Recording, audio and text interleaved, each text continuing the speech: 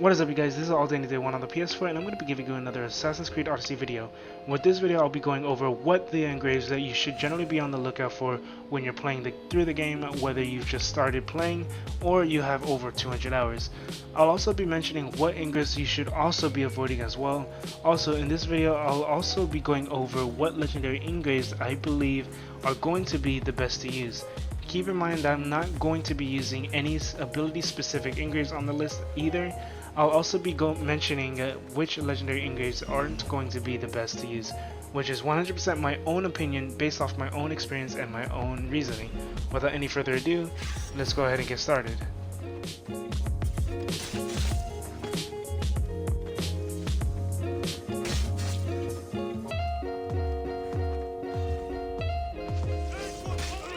So for the engraves that you want to be on the lookout for are going to be meant for offensive and defensive builds. They can also be used for hybrids being either straight up for offensive or a mix of offense and defense. These are going to be items you will want to keep if they have any of these stats or any of these specific stats together. Keep in mind that some of these stats will only be useful for specific builds as well. So for the offensive builds, you're going to have crit chance while full health and crit damage while full health, which is currently the meta right now. Possibly going to stay like that forever, who knows, but that's going to be your biggest bread and butter. And then you have all damage. All damage is really good in general. It's just good for hybrid builds, so you can mix it up with warrior and hunter and assassin. It's just good overall. And then you have your elemental, so fire and poison damage. Both of those are great. You definitely want to have at least one of them if you're going to focus on, or not necessarily focus, but if you're going to be using the poison weaponry or the fire one, you're going to want to have some type of damage in them, especially if you want to be able to put out a little bit more damage. And then you're going to have crit chance and crit damage, like I said, with the full health. But the thing that makes it different from full health is this is just your base crit chance and your base crit damage, so you don't need to rely on having full health or low health or anything. It's just your base crit chance and crit damage. And then you're gonna have headshot damage, which headshot damage is only gonna be useful for hunters or hunter hybrid builds. And then you're gonna have damage with specific weapons, so anything like damage with swords, damage with daggers, heavy weapons, and whatnot. You're gonna definitely want to have some type of you're definitely going to want to have damage with specific main weapon on your weapon or your gear, because that's just going to enhance the damage that you'll be putting out. And then you're going to also probably want to get the damage with bows on distant targets, but that would mainly be for anyone that is playing as a pure hunter. You don't necessarily need to have this one, but if you have it, if it's on your gear, it's still going to be really good, because for the most part as a hunter you're going to be at a distance from the enemy. And then up next is going to be defensive builds. So with defensive builds, these are going to be the engraves you're going to want to go with. So you're going to have health, which obviously health is just going to increase the amount of health you have, which is really good for a tanky setup. Well, it's probably the most important thing actually for a tanky setup. And then you're going to have armor. Armor is really good, but it isn't necessarily something you would have to have.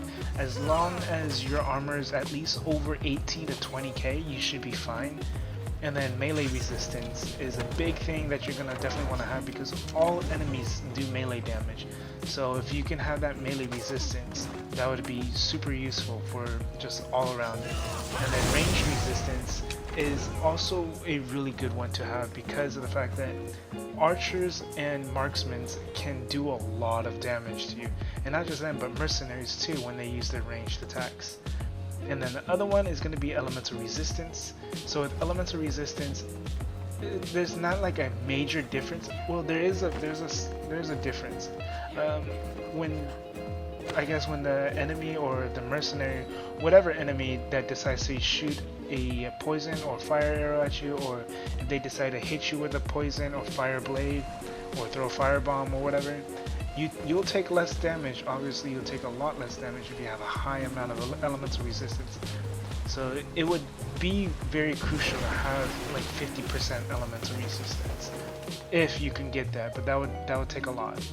And then the last one for the defensive builds or the defensive engrave would be chance to take half damage. So this is going to be the most important one for any type of defensive build. Even for a hybrid like tanky DPS build, you want to have a high amount of chance to take half damage, because with the way it works is you just literally take half the damage the enemy will do to you. Sometimes it'll still be a lot, but generally the high damage and attacks that the enemies do to you, if it's halved, that generally means that they would have one-shot you. So it's gonna be really important to have that on any tanky type of build.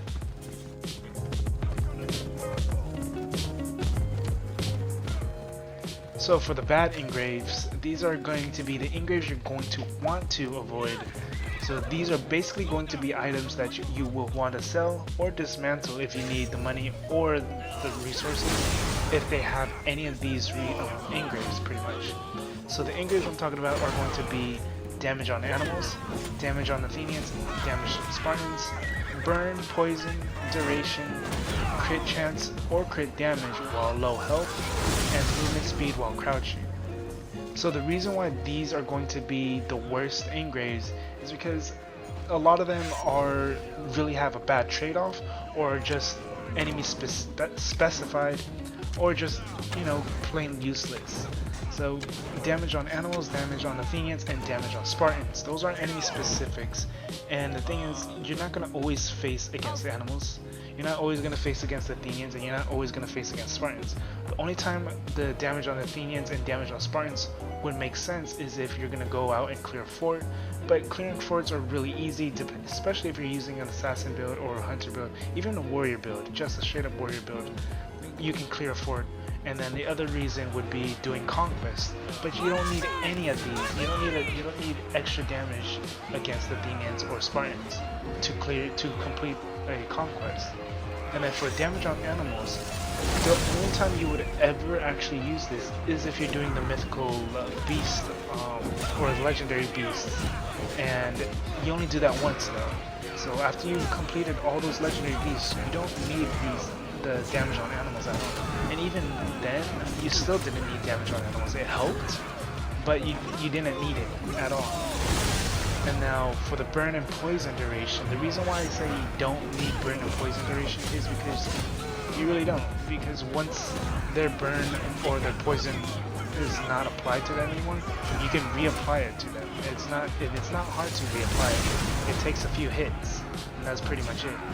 Otherwise, I mean, you're wasting an engrave slot for an extra 6-7 seconds or something like that. And now for the crit chance and crit damage while low health, the reason why this is a really bad one is because of the trade-off for this is really bad. You have to be at the last health segment, which is going to be, there's going to be 4 health bars on the whole bar in total. So when you're at that last bar, you're basically at 25% health. When you're about 25-30% health, that means you're at low health. Your health is going to start blinking red. But after, you know, once you're around half health though, and you're not a tank build, you're going to end up getting one-shotted. So I think the trade-off is really bad because you're getting the same amount of benefits from having full health. So crit chance while full health and crit damage at full health, you get the same benefits. I think it would have been better if crit chance while low health gave you like 20% crit chance while low health, or 21% crit chance, or something like that. And then crit damage while low health, you get like 90% crit damage rather than 60%, because you get 60% while full health, and you get the same thing with low health. So I don't think it's worth getting at all. And then the last one is movement speed while crouching. I think this is just a completely useless ability or engrave. Sure, it might help if you're using Shadow Mix, because Shadow Mix you're stuck into crouching. But for the most part, you're not going to be moving around. You're not trying to really move around a lot in crouching, especially in Odyssey, because Odyssey isn't really like the old Assassin's Creed games where you would have to go around sneaking. You could do that with forts, but that's really the only place that crouching would work great in is forts. But aside from that, that's really the only engraves you should really avoid.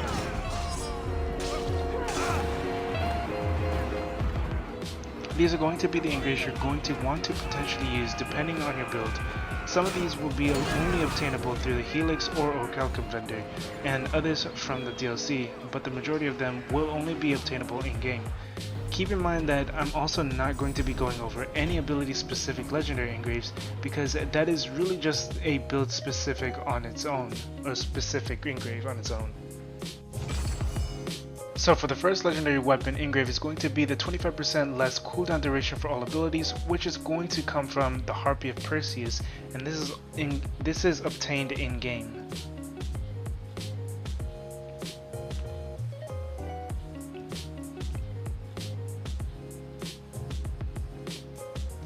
The next one is going to be 25% assassin damage, but you do lose 15% melee resistance, and this comes from the Blade of Ephemeral, and this is only obtained through the Helix store, or the Oikos vendor, or Orichalcum vendor.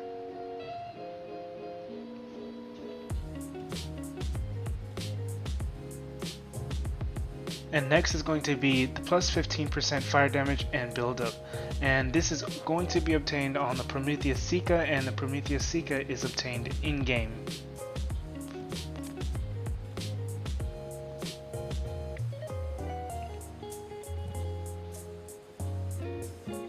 And up next is going to be the 15% all damage that you obtain, but you do lose 15% health, and this comes from the Greek Hello, and it's going to be obtained only in the Helix store or Orichalcum vendor.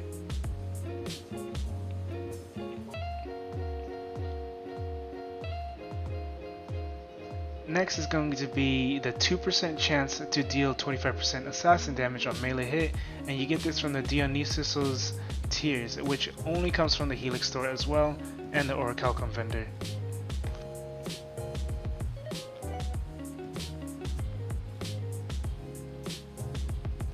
The next one is going to be reducing all cooldowns by 10% on successful parry, and this comes from Edge of Time, which is only from the DLC.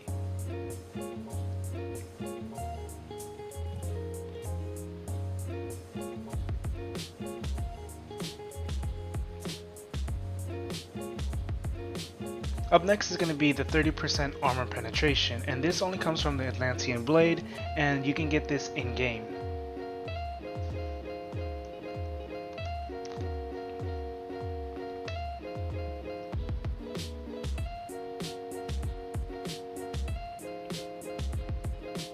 Next up is going to be the plus 40% damage when attacking from behind, and you get this from the Dagger of Cronus, and that is going to be obtained in game as well.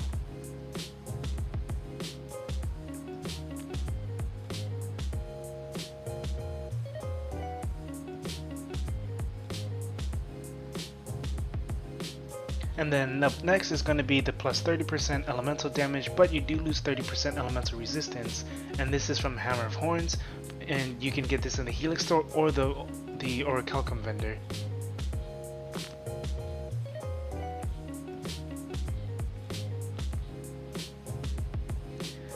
Now you're also going to get the 25% elemental damage, but you do lose 25% physical damage, and this is obtained from the Hammer of Hephaestus, and this is obtained in game.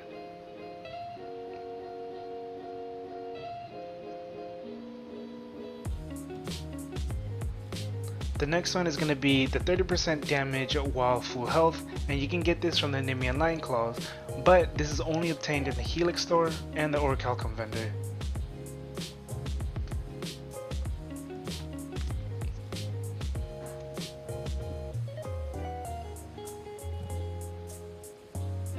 So the next one is going to be the 50% increase in elemental buildup and damage after a parry, and this is going to come from the Swift Slayer, and you can only get this with Helix or from the Orichalcum vendor.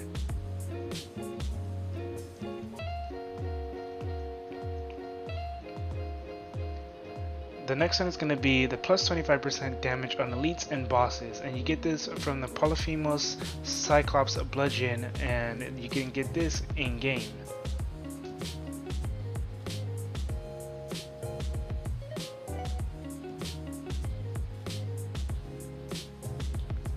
Up next is going to be the -1 adrenaline cost for overpower abilities, and you get this from the Minotaur's Labyrinth in game.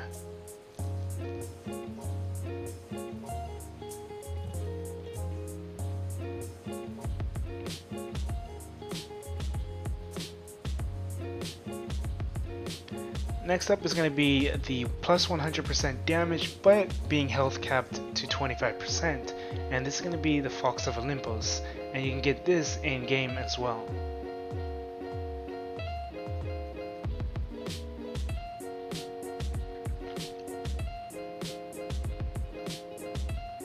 And then up next is going to be the low chance to gain a 30% health shield when hit, and you can get this from Staff of Hermes, Trismegistus, and you get this in game.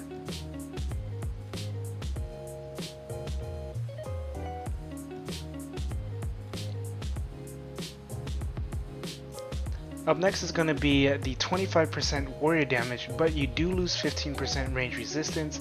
You can get this from Biden of the Underworld, and you can only get this from buying it with Helix or getting it from the Orichalcum vendor.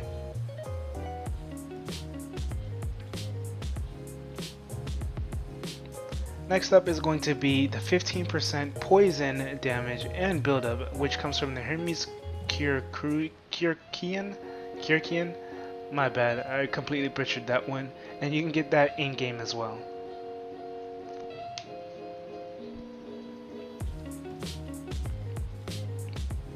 The next one is going to be the 30% elemental damage, and you do lose 30% elemental buildup, but this comes from the Odysseus's bow, and you get the Odysseus's bow with only Helix or with Orichalcum from the Orichalcum vendor.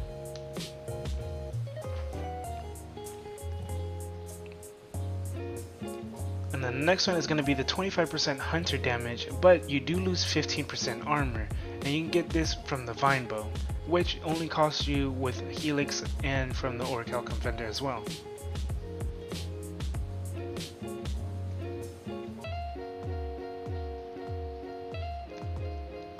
And the last one on the list is going to be the 20% health and armor, which comes from the Steropsis bow, and you can get this in game.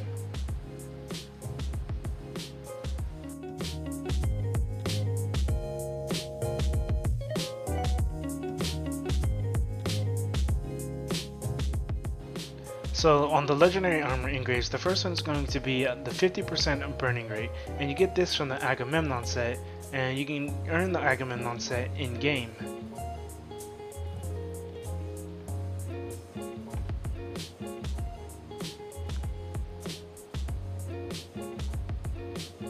The next one is going to be gain 25% of an adrenaline segment with hunter abilities, and you get this from the Odysseus set, and the Odysseus set you have to pay for Helix or with Orichalcum.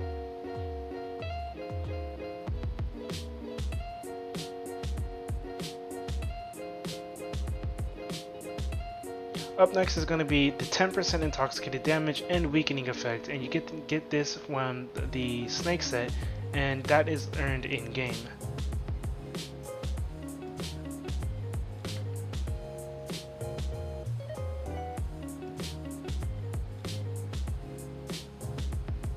Up next is going to be the 5% crit chance and 25% crit damage while full health, and you can get that from the Nemean Lion set, which only comes from the Helix store or the Orichalcum vendor as well.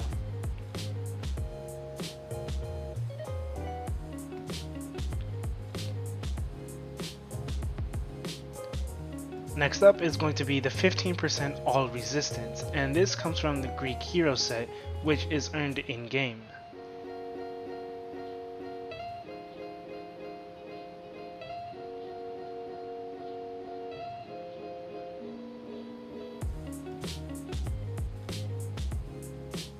Next up is going to be the 2% damage dealt restored as health, and this comes from the Amazon and the Achilles set, Amazon for Cassandra, Achilles for Alexios, and this can be earned in game.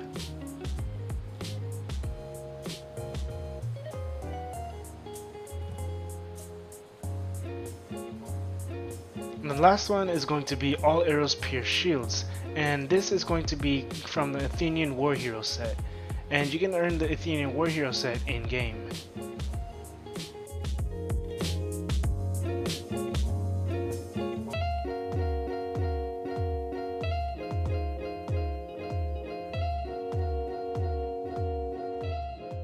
So up next is going to be the legendary weapon engraves that you want to avoid. So it does come down to personal preference, but you know, within my several hours of experience, these are pretty much just the engraves that I personally wouldn't want to use ever, pretty much.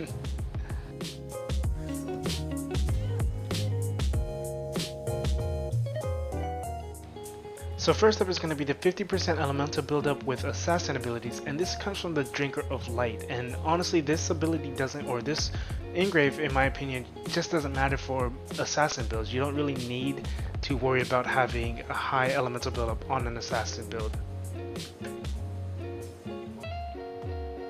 Up next is going to be the low chance to stun on melee hit, and this comes from the Gorgonian Xiphos, and this is earned in game. And I don't think you really need to worry about stunning the enemy, and if you need to stun them or knock them back, you have a few abilities that can do that already. Plus you can stagger them with a heavy attack.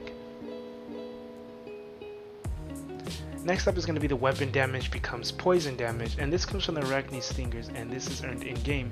So I know a lot of people like this engrave, but for myself, the reason why I don't like going with any engraves like that is because I like using the actual ability and using that engrave slot for something better or stronger. Next up is going to be the 10% crit chance but you lose 50% crit damage engrave, and this is from the Talon Dagger, and this is only earned with Helix. So the trade-off on this is a very unbalanced trade-off. I think it needs to increase the crit chance or lower the crit damage for me to actually use this. Next up is going to be the Mallet of Everlasting, and with this you're going to get the weapon damage becomes fire damage as well, just like the Arachne Daggers or Arachne Stingers. So same reasoning, I just rather use a weapon or a engrave that's a lot stronger, just a lot better in general. Next up is going to be the 20% damage with charged heavy attack ability, and this comes from the Typhon's Mace, and that one is going to also be earned in game. And honestly, heavy attacks, one, they're too slow, and also they're already weak. Adding that extra 20% isn't going to make it that much stronger. It's still going to be weak and slow. Next is going to be the 40% damage with bows above target. So with this, I never really found myself above the enemies. I always found myself at the same level, or they are just on top of a roof. So I never really benefit from this engrave. So I never thought it was useful, at least for myself. I never used it. And then for the convert crit chance to damage but cannot crit, this comes from the Rod of Asclepios, and honestly it is the worst, absolute worst engrave. You do as much damage as possible, but you have no crits, so you're doing a lot less damage. And then the next one is going to be 25% damage and health while in conquest battles.